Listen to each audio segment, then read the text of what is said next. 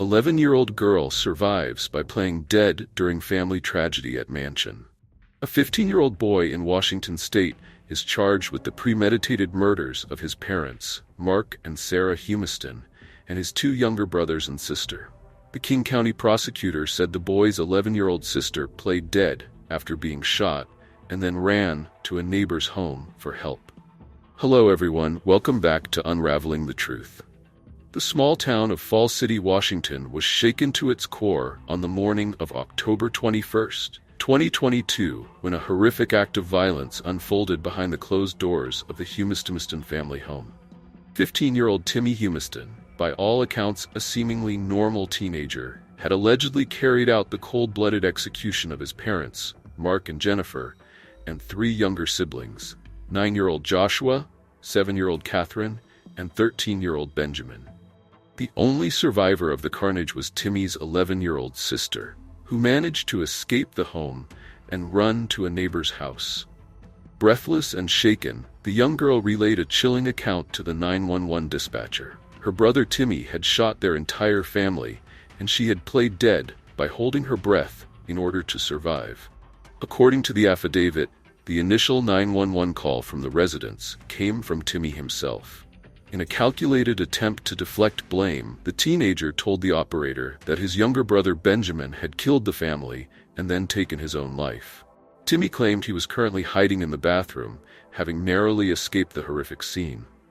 However, when police arrived at the sprawling, secluded Humiston estate, the true extent of the tragedy became horrifyingly clear. In the master bedroom, they found Benjamin's lifeless body, a Glock handgun gripped in his left hand. Yet, there was no apparent blood spatter on Benjamin, an unusual detail that immediately raised the investigators' suspicions. Moving further into the home, the officers discovered a gruesome tableau. Jennifer Humiston, the devoted mother, had been shot twice in the bathroom. Mark Humiston, the father and a respected engineer in Seattle, had sustained 4 gunshot wounds. And the two youngest children, Joshua and Catherine, had also been fatally shot. As the police scoured the crime scene, piecing together the sequence of events, a dark and disturbing picture began to emerge. By all indications, this had been a premeditated, execution-style killing, carried out with a chilling lack of emotion or remorse. The 11-year-old girl's account of playing dead and escaping through a window only added to the horror and gravity of the situation. Neighbors in the close-knit community were left reeling, struggling to reconcile the violence that had taken place behind the seemingly idyllic facade of the Humiston household. The family was known for being active, homeschooled, and deeply involved in local activities. Mark Humiston, in particular, was remembered as a beloved colleague and mentor at the engineering firm where he worked. We are blindsided and saddened by the tragic events that have led to the loss of a respected colleague, mentor, and friend, the company's statement read. Mark's leadership and vision were integral within our firm, and he will be greatly missed. As the investigation unfolded, detectives worked to uncover any possible motive or trigger for Timmy's alleged actions. The 11-year-old survivor revealed that her brother had recently faced serious trouble at school, though the specifics remained unclear. She also noted that their father, Mark, kept a Glock handgun locked in a small box near the front door, a box that Timmy apparently knew the combination to. This revelation only compounded the horror of the situation. Not only had a 15-year-old boy supposedly orchestrated the cold-blooded murder of his own family, but he had seemingly utilized a firearm that should have been securely locked away and inaccessible to the children.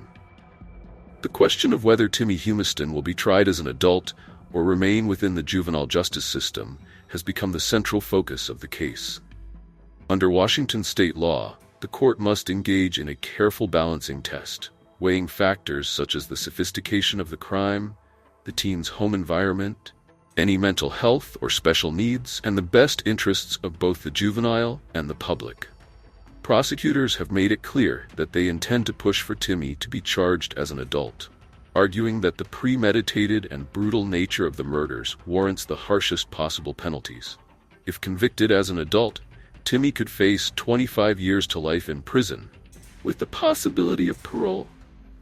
In the juvenile system, the maximum sentence would be significantly shorter, and he would have a better chance at rehabilitation and reintegration into society.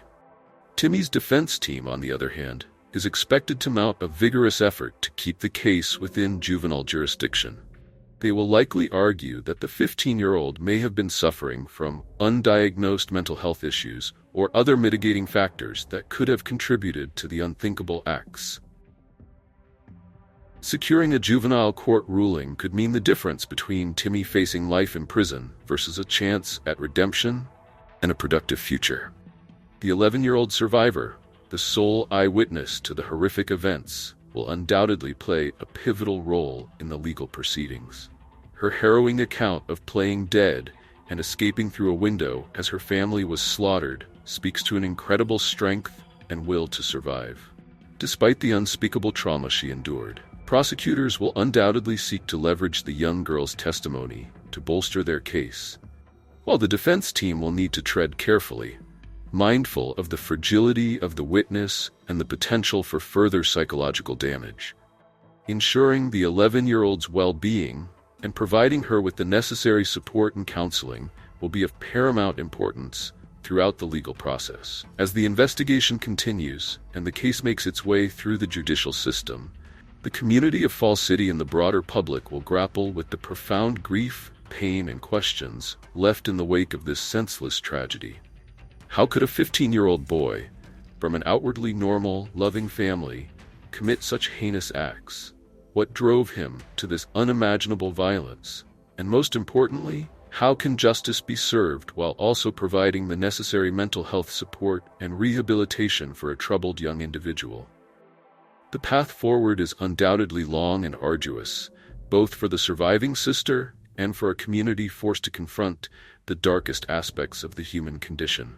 Yet, in the midst of this darkness, there is also a glimmer of hope. The hope that through understanding, empathy, and a commitment to addressing the root causes of such violence, we might prevent similar tragedies from unfolding in the future and provide a chance at healing and redemption, even in the most devastating of circumstances.